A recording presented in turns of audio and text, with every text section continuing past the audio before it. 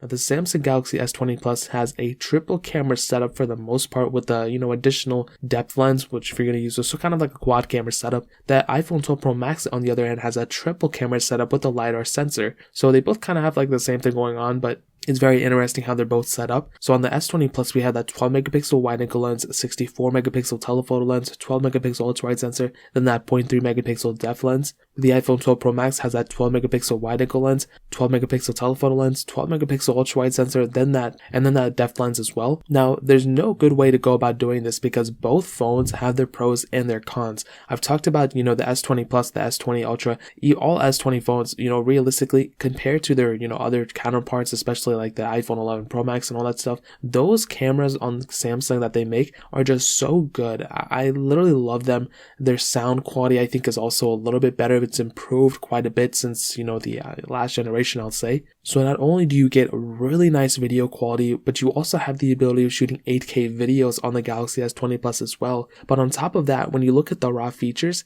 and you're looking through the camera UI and everything, I mean, the S20 Plus has such a strong UI when it comes down to it. I mean, that UI on that camera is so beautiful, and it has so many features. And with One UI 2.5 that they just released, that brought a ton of features, and I feel like One UI 3 is going to bring more features. With Apple, on the other hand, I mean, the camera itself is actually pretty good, and with the 12 Pro Max, it is the best camera lens they've ever made, and you have pretty much the same functionality, you know what I mean? You have the telephoto lens, you have the ultra wide sensor, so when it comes down to that, they have the same type of, capability, and they have depth lenses as well, but you can only shoot video at 4K 60 on the 12 Pro Max, which is funny because it's like only you can shoot that, which is like, that's a really good frame rate as well. But because the S20 Plus has 8K video quality, that kind of already wins because of that new like futuristic resolution that we can film in. But when you take it one step further and you look at something like the features built into the camera, I mean, the 12 Pro Max's camera features, I'll be honest, they just don't have that many. Like, it's still like the same thing. They haven't really done anything. There's no added features or anything. When you look at even like a phone like a Galaxy S5 or Galaxy S6,